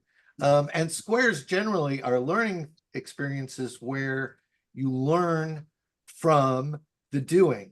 With trines, things fall into place. You go, oh, that's nice. And you don't learn the lessons you need to learn. But mutable squares, it's hard to learn the lessons because it's hard to follow the thread of how things have fallen into place, the way they've fallen into place. And so it's harder to learn that lesson of how did I get here and how can I do better next time. The only other thing I want to say before I ask Laura to jump in is that generally with the Sagittarius South Node and the Gemini North Node, the important thing to remember is that the Gemini South Node is pulling you to connect. It's encouraging you to connect. One of the interesting things about this axis is that people feel drawn to the country, and yet it's the last thing in the world they should probably do because they need to be around people. And yet you sort of want to pull back. You want to be able to draw the big picture, and yet your real mission is to learn how to connect. It's to be in the mix. And so when I look at a mutable square like this, and also the nodes relatively importantly involved, your lesson is not necessarily to learn all the nuts and bolts, but to learn how to be part of a larger or the interaction, the give and take, the flow. Again, not to get personal, but we had the Gemini that needed grounding, right? The Gemini that's looking for grounding. In this case, you desperately want to find grounding. You feel like you won't survive without grounding. And yet, actually, probably the more you try to ground, the less comfortable you're going to feel. The more that you're in the flow, the more that you're in the fast lane, the more that you're interacting and connecting with those people around you, the further you're going to get. And it may be very difficult to find with that Moon Saturn. It's like you're trying Moon Saturn opposition. You're trying to settle it down and get some kind of hold over it. But that's not really where the action is for you. Okay. Laura? Does that help, Sue? Is that all? Is that all? I know there was a lot, and there's probably a That was lot great. more. No, that's great. I was doing some clearing. It feels like a while ago now. It was this sort of, it was I could see an energetic structure of like fixedness. That was the Saturn sort of over your moon, and I did some clearing in like the mind grid. So that's supporting your Gemini. Thank you. Of like fixed ness in terms of health, fixed feelings of health outcomes from your ancestry, and upgrading your guides in terms of all of that. I can't quite remember what I was doing. I then started tuning into what Kevin was saying, and And I do remember last time from the last call where you were talking about upgrade your guides. So that just came in. I love that. Thank you. That was I upgraded everyone's guides before the call. in high Thank you. good. That was a really great reminder. So Every thank you. time you do heal anything, yeah, upgrade your guides in terms of that specific thing, or just upgrade your guides every day anyway. Always. Love that. Thank you. Thank you, everyone. Thank you, Laura and Kevin and Shefali. Appreciate You're it. welcome. Nice to see you again. Likewise. Take care. Thank you, Sue. You too. Thanks. If Bye-bye. we've got time for any more, can we do Jill? Because she emailed me earlier. Yeah, I have time. I'm good. Thank you so much. So sweet. So it was so long ago that we had a session together, and I haven't seen you. Yes, and it I was did say to my wonderful. email list to let me know if they wanted to. Yeah, to thank be you. on. So what's going on for me is interesting because I know Tanya's I've moving got all your the chart time. as I'm just well. moving one time. So I have my apartment for sale and I have a bid in on a new place and they're waiting for me to sell mine. And it just feels, even though like very little is going on, I feel very stressed and chaotic. In terms of, I feel I'm just gonna, stressed. yeah, Yeah, I I'm just feel just stressed, like pressure, even though it's something I really want. And it's weighing on me a lot mentally. And I had some, firstly, yeah, you had some. I was just going to say, I had people say to me that it seemed like it was going to be easy. And so I was Doesn't feel trying like to, it. yeah, I was trying to be all chilled out and relaxed. And I feel not that. I don't know. Can As soon as you can start I just talking ask, about, Jill, is it okay, August 4th, 1966, Yes. 11:05 a.m.? That's you. Yeah. Bristol. Yep. Yeah, I do. I found your chart. I just want to quickly ask, Lords of Karma and Archangel Michael to clear between you and the sellers and buyers. I just want to clear karma between all of you. I feel like there's some sort of hidden pressures that aren't sort of to do with the situation in this life or in this timeline. I'm guided to do that. It's a clearing between you. And there's contracts involved with this, property stuff. I'm going to upgrade. I'm going to clear any outdated contracts you have with any of the people that you're dealing with that are getting in the way or making you feel stressed. Anything you feel like was unfinished with them, it's just tidying all of that up and bringing you to 0 point in time and clearing and healing for them and whatever they're asking for from these past lives. I feel like that's impacting for some reason. Yeah, stress I can feel. Upgrading your connection upwards to feel supported, like spiritually. Feel like you're grounded, but I don't feel like you're task for you. I can't remember if I did this for everyone's asking to Archangel Vaiwamas to open up the Sushumna Nadis, Ida, Pingala meridians to allow in more light. And really bringing energy down through the galactic cord into the heart chakra. Feel like it's really a calming in your center that's needed.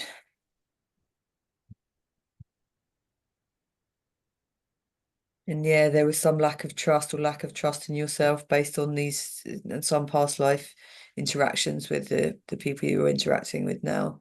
So I've hopefully just have cleared that up. Anything I'm going to carry on feeling in, but do you want to say anything, Kevin? I'm not sure what to say. It's interesting. We were talking about the North Node in Taurus, South Node in Scorpio, and Jill, you also have that set up in your chart, but Neptune's on the South Node. And the other interesting thing about it is that the signs and houses are reversed. So your South Node in Scorpio is in the second house of Taurus house, and yeah, so it's very hard to balance. But ultimately, I think Laura said it, ultimately, the challenge is learning how to trust. Overall, broadly, generally, Neptune conjunct the South Node has an extraordinary difficulty knowing who to trust. The moon trines Especially Neptune. Scorpio. Yeah, the moon trines Neptune, so there is hope for intuition as well as following through on the process. And I think that the Saturn transit over the moon right now is more than likely to end up being very helpful. But Yeah, opposing. not, She's got yeah, opposing Pluto. it's gonna, Got the you're chart. gonna get to your Saturn return. There's gonna be major changes once Saturn gets out of Pisces for you, I think. I don't know much. I don't see in this Yeah, chart a Saturn whole lot return. of activity related. I don't quite understand the activity related to real estate. I'm missing something here. Saturn's kind of structure, do you think? I don't know, I sort of would Yeah. associate Saturn with real estate. Yeah, and fourth house Capricorn, real estate generally should be very helpful, or should be very, you should do well with real estate. That's broadly what I would see. But it was almost like you were saying it's not how you're feeling about it, it's not necessarily representative of the situation. So I guess it's That not is what you said, specifically isn't the it? real Yeah. estate that's the issue. It's the how you feel. What is it? What is it? It's What news. is it that you feel? I'm just I feel a lot of And anxiety, really. What's interesting, just because I don't want to forget, is you were dealing with clearing like stuff in my heart, and I still feel it at the back of my heart. I feel Okay. sensations. So interesting that you mentioned that about past contracts, because my understanding is when things are on the back of you, it's related to past lives, and so it's still hitting right there. So you've got that yeah, for I sure. wonder where what's the asteroid that's contracts Pallas? No, Juno. Juno. Yeah. We're going extracurricular. Ninth house, Gemini. What degree? Is it being activated by Saturn? It will be. It's 25. It's squaring Chiron natally. So there is, yeah, sort of pain, but healing to do around contracts, I guess. So I don't know if this is going to make any sense, but I'm going to try to Continue. articulate it. I'm going to look into the back of the heart and let Kevin do his. Okay, anyway, Yeah. guys, this is like getting so deep into Okay. Jill's stuff. Right. It's like way above all of our heads, you know. Okay. So I actually get it, by the way. I'm an astrology buff, and I do get it. there are other but people I on the call, plus people who are going to watch and listen later, who are going to be like, "This is like, I don't like, what does Too this far. mean?" You know, like Sure. this is. Yeah. That's what I'm saying. It's like we need to keep it a little bit more general and succinct, I think, because it's not a Okay. personal session, right? Okay. Well, So I that's, I think that's something. I just wanted to mention also that what Kevin said about who to trust, I literally wrote in a notebook on yesterday. The first word was trust, because I was like, this is what I need to work on. And so you Makes nailed sense. it also. Cool. So thank you so much. Yeah. Yeah, I mean, sometimes the information that comes through, it's so spot on, and you're like, wow, how does that show up on the chart? But you're already feeling it, right? I mean, Yeah, everything is awesome. totally on. Cool. Yeah. Yeah. And then, Awesome. Thank you, but it Jill. went to the next level. Yeah, it went to the next level, Kevin, by you saying like knowing who to trust. Because I just was like general trust, and now it really helps. So thank you. Awesome. Thank you. There's just so much information that, you know, and on a call like this, we can't give everything because it's just so much information. Ah, it's like, wow. Do you have Sarah's chart, I Kevin? think I do. I've had it. Ooh. I've I You sent don't- it 45 minutes ago, Okay, 45 minutes where. but I can just tell you. Sarah, Memphis, Yeah. Tennessee? Yeah. I think I did it, yeah. So what's And your it- question, Sarah, it's- for Laura? Okay, well, if we're looking at body stuff, I've been trying to clear candida for 25 years. Mhm. And on just astrological stuff, I don't know whether I'm in a 6-year, 7-year cycle or a 10-year cycle, but I'm 73 and there's still a lot I'd like to do, and have not felt the energy pulling me forward. Now there's a little bit of it, but I'd love to look at that astrologically. Briefly. You know, briefly. Shall I just do some energy clearing for the candida whilst you look at the chart, Kevin? Or what? I don't know. I'm gonna clear again, yeah, just extraterrestrial energies that might be showing up as that being invaded. It can also be something that's eating away at you. So I'm gonna clear in the liver and in the solar plexus bitterness and resentment, which I feel is founded, is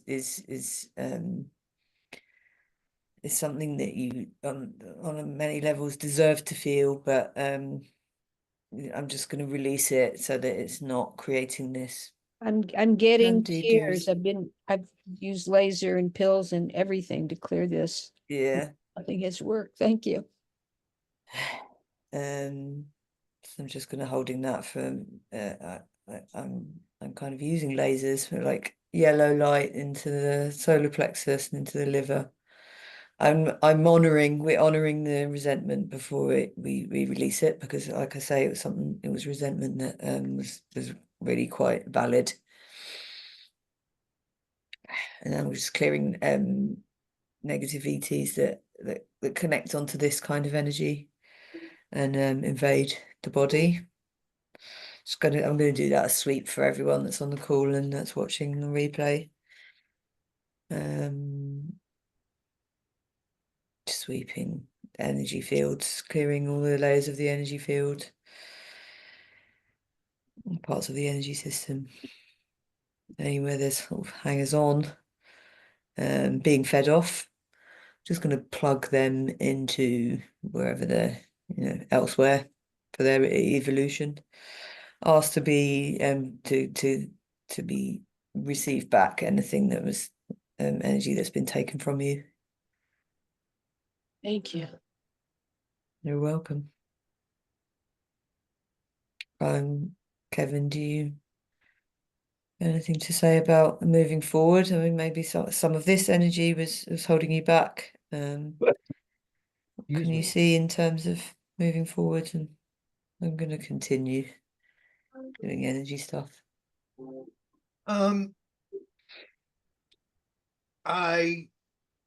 not quite sure how to start here, but I just want to ask a general question about maybe, sorry Sheila if we're getting, but I want to ask about misplaced affection.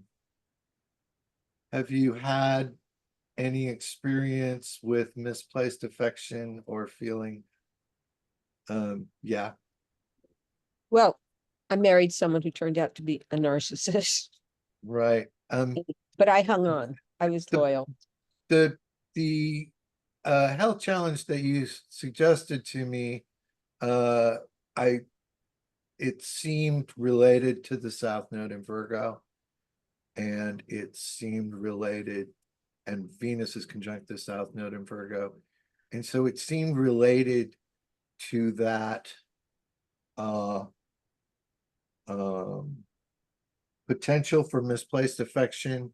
Also, a challenge with focusing on the details and missing the universal perspective, or the perspective of compassion. I think the biggest the most interesting thing about this axis is that the Virgo South Node is very concerned about health, very much looking at keeping things ordered, keeping things neat. But the challenge is to see the other side, is to let go, is to understand a broader perspective, really of compassion and letting go, because the detail-oriented Virgo wants to hold those pieces in place. The Venus in Virgo, the South Node in Virgo, can quickly find themselves in a position of being a slave, or being chained to something. And I just feel like the potential for that to be related to the health issue is significant. I do want to say that the like I was talking about before with this retrograde Mercury in Sagittarius, it's going to be intercepted in your third house. But I feel like if you're able to shift your frame of reference, if you're able to shift your perspective, this December 15th that I'm looking at very strongly is an opportunity for you to see the health issues in a brand new way, and moving forward, find a way to move out of that and into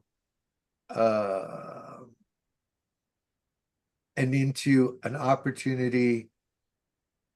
I don't want to say for serving others, because I feel like that's not necessarily where I've this done is way going, too but much of that in my life at my own expense, so. yeah, but seeing yeah, not serving others, but seeing an opportunity for okay, better discrimination, better ability to say, this I do want, this I don't want, without necessarily needing to do the Virgo critical, but simply saying, bless and release. These are things I can bless and release. These are things that I don't need anymore. If you fall into the Virgo trap of being critical, you're lost. The opportunity is just to say, not my circus, not my monkeys. Yeah, I've gotten better, much better at that. I Yeah. do want to serve mankind. I just Right. need energy back from doing Yeah, it. don't do that. Yeah, I'll just Yeah, don't quickly do say that. there was when you were talking about the ex-partner and the you said something about, Kevin said something about chains, and I cleared. Misplaced that was affection, I think. part of the eating away at you, was this there was the still energy connections. I cleared all of that and like bound his energy, and it was quite dark. And past life, it was Virgo, it was Venus South Node, relationship, past life, like I'm stuff. surprised to hear it. I knew there was some Yeah, stuff. There is you've probably much. done stuff before. There's layers. Oh, I work a lot and a lot and a lot, but I felt like there was something still there. Bless you both, and Bless you to too. everyone on the call for giving me this time, and may everyone receive fit. And yeah, that candida thing has been perplexing for a long time. Thank you so much. Oh, good luck with it. And then Good. like that, Awesome. like- Thank you, Sarah. Wow. It's just, I'm finding that this combination of the healing with the astrology is just bringing a whole new level of, I don't know, validation or, Cool, isn't it? The cross-referencing. yeah, it's huge. I love it. Yeah, depth. Thank you. Depth, A yeah. whole new level of depth.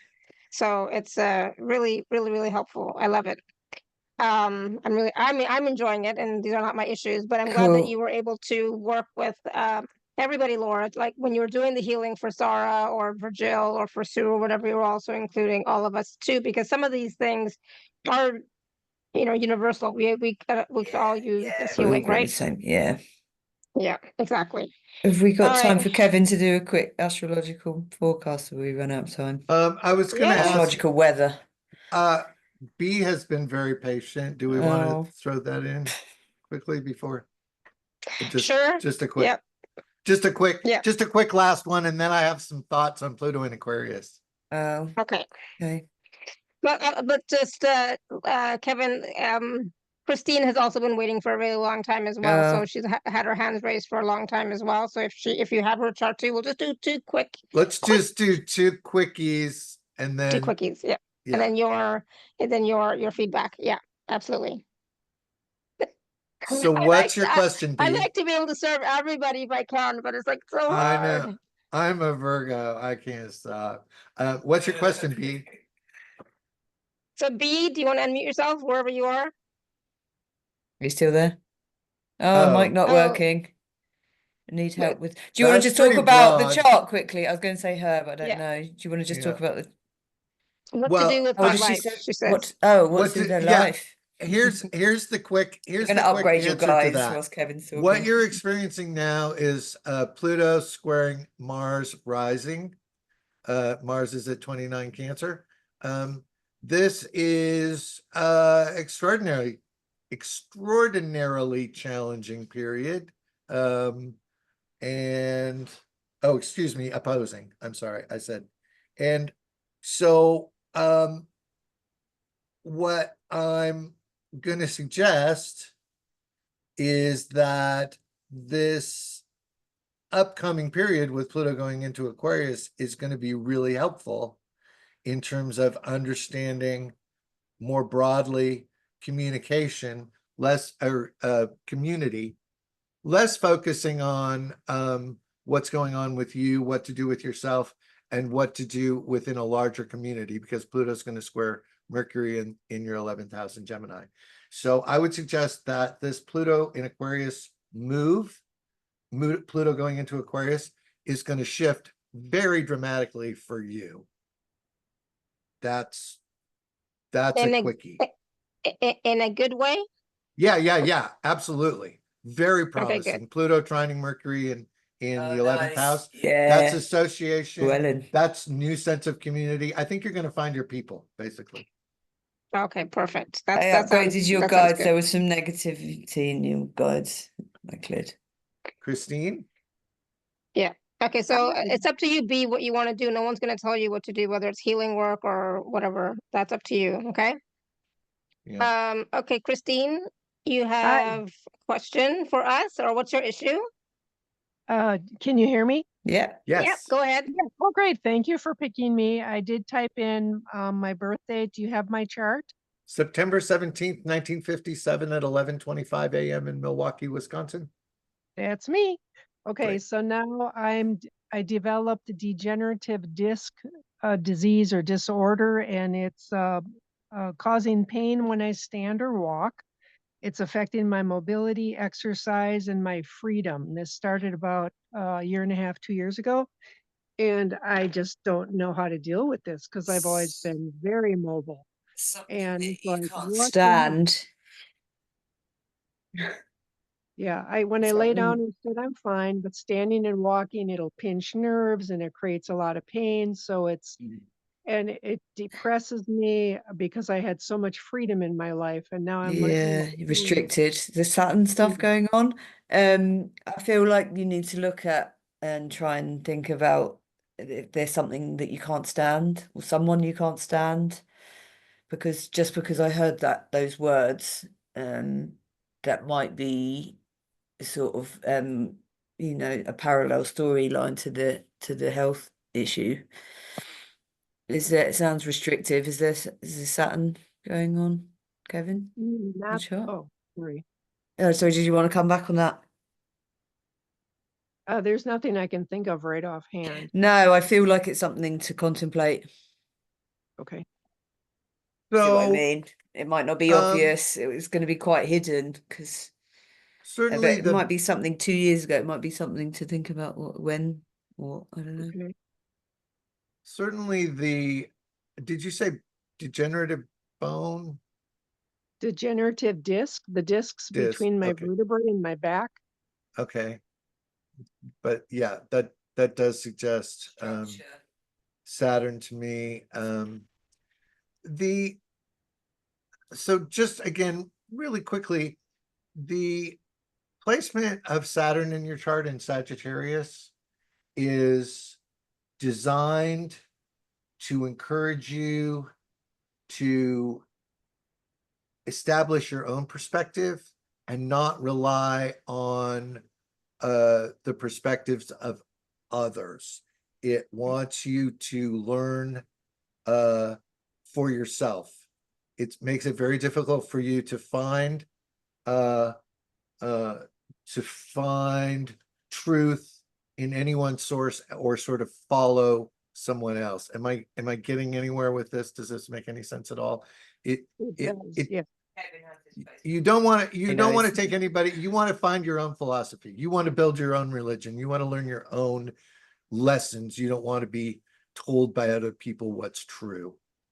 Yeah. So is Mercury retrograde going to be on her Saturn? Yeah, it is, and Mercury It's going to is be also supportive then, I think. Mercury is time also to natally reflect. squaring Saturn. And obviously Mars Sun in Virgo, that's very active. That makes you want to be active. My instinct, again, Laura's teaching me a lot about this. But my instinct is that there are beliefs that you're somehow or another feeling forced to swallow, or a broader perspective that you can't quite get your mind around. You can't quite break out of whatever constrictive belief system that you're looking for in this retrograde Mercury. Again, I keep bringing this up now, is helpful in shifting that frame of reference. Obviously, I'm not a doctor and I can't say what to do about the issue, but in terms of the spiritual context of the lessons to learn, it looks to me as though there's a constraint, there's a constriction, there's a feeling of that you can't quite establish your own belief structure, or you're not being allowed to, or somehow or another there's a need to break free of those constraints. Interestingly, your Restricted south node, freedom.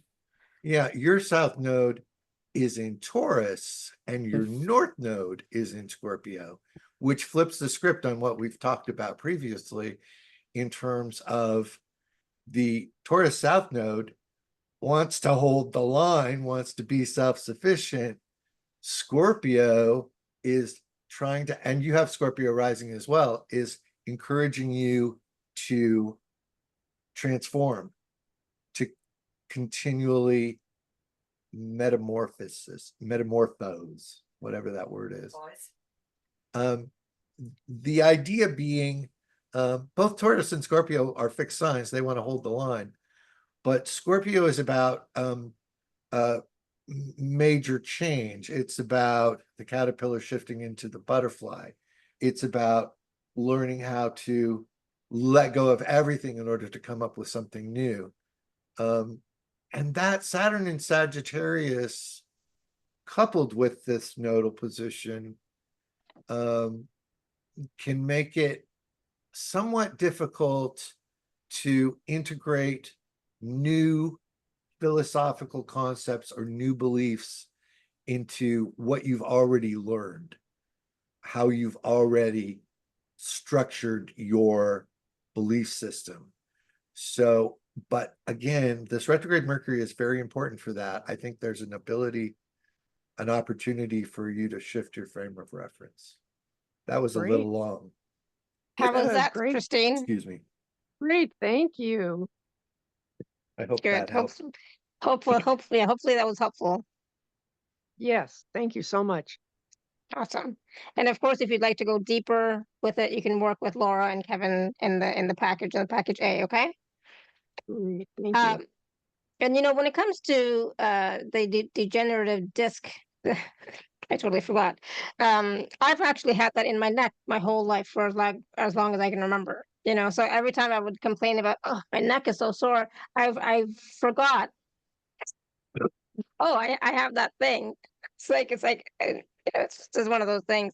But it for me, it's never been anything that stopped me from living, working, etc. I still continue to do everything, right?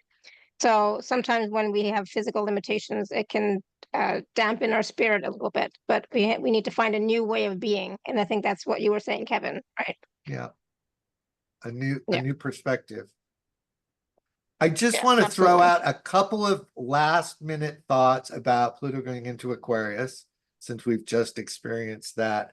I was talking to Laura about how we forget sometimes that Pluto has an elongated orbit. So Pluto in Scorpio was only 12 years. Pluto in Capricorn is about 15 years. Pluto in Aquarius is all 20 years. So people with Pluto in Leo, people born basically the boomers, are going to have Pluto oppositions, which happens very rarely in history. That's one interesting thing. I want to go all the way back to Pluto going into Scorpio, which was in the early 80s, I believe. And essentially, Pluto and Scorpio changed our relationship to sex, transformed sex. That was when we found out about AIDS and HIV. The idea was that it was going to be this wild, crazy time, but actually it transformed our relationship to sex. That's the major thing that I wanted to point out. Then it went into Sagittarius, and the two things that I connect with that have to do with the Catholic Church. Sagittarius is church as well as travel, is religion. The Catholic Church scandal, the priest pedophilia scandal came up under Pluto and Sagittarius as well, transformed the way we all travel. The 9/11 occurred with Saturn opposing Pluto and Sagittarius, and it transformed travel in dramatic ways. And I'm not saying it's good or bad. It's just, this is what Pluto does. It changes things. And so with Pluto in Capricorn, it changed the way we do business. And people talk a lot about how the internet changed things. I think this Pluto in Capricorn had to do with Pluto changing how we do business. And of course, the Saturn-Pluto conjunction, which happened in 2020 during the course of the pandemic, changed the way that we interact, the way that we work, in terms of more people started working from home, more Zoom, more things like this happened on a completely different level or a completely different way than they happened before Pluto moved through Capricorn. Of course, it changed governments as well, but it also changed the way that we work, the way that we do business. So Pluto going into Aquarius, I've heard a lot of talk about how it's going to change it's going to change our relationship with technology, because Aquarius and Uranus are connected with technology, AI, a lot of focus on that. I've heard a lot of astrologers talk about. But the thing that I want to add to that conversation has to do with Aquarius being about community, Aquarius being about our interconnectedness as a species, our connection to the planet, our connection to each other, our connection to everything around us. And I think Pluto in Aquarius is going to change the way that we understand how we are all connected to one another. I think that's really important to pay attention to. Whether the technology changes, in my opinion, is sort of glitter. It's part of what's happening, but the real change is that how we relate in terms of community is changing very dramatically. And the more that we can understand the interconnectedness of all things, the more that we'll be able to adapt to this new era that we're in. There, done. That's all I wanted to say. Beautiful. Thank you. Yeah, very helpful. And it is interesting to know that we are now going into, Pluto's going into Aquarius and what that is going to bring. For me, it is about that transformation within, going within, transforming, and deep transformation, I feel, is happening. But it is about the interconnectedness, meaning we are all one. We are all connected to each other. Nobody's an island, right? We all are in relationship with each other, with the planet, with the collective, with our star families, etc. And so I think that communication and that interaction is going to increase now. Oh, can I toss this one little tidbit more in? There was a TV series, HBO TV series, The Affair, and Fiona Apple wrote the introductory song for that TV series. And one of the lines in that song is, "I have only one thing to do in this life, and that's be the way that I am, and then be the wave that I am, sorry, and then sink back into the ocean." The idea being we're just a little wave on this ocean. We're one little wave, but we're part of this massive ocean. That is the idea of connection that I think is coming with Pluto and Aquarius, a recognition that we are a special wave, but we're still part of the vast universe of which we are. Yeah. I love that. Yeah, absolutely. I totally agree. I love that song. Yeah, wow, thank you. Ending point. So Laura, this was so much fun. Good. I'm glad you enjoyed it. Me too. Yeah, Thanks everyone for joining in, and thanks for having us. Everyone. I didn't find out until like yesterday or day before yesterday. And I was like, all right, let's go with it. Let's play with it. Let's see how much fun we can have. So it was I liked it. So it was good. Good. So lots of healing, lots of information astrologically, etc. as well. So lots of change and transformation, and so much wisdom, right? So much wisdom on this call. Any last words of wisdom that you have regarding healing wise, energy wise, of us all moving into this new phase of being? Oh gosh, put me on the spot. I don't know. Just basically last words of wisdom. Last words of wisdom. Oh gosh, I forget you did this to me.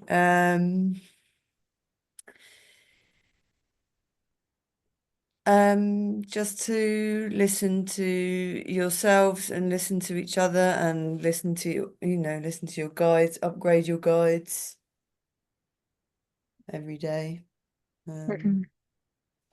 Yeah, that's important because we're changing every day, because we are doing so much inner work, we're doing so much healing, so we're changing every day. So of course our guides are going to need to change as well.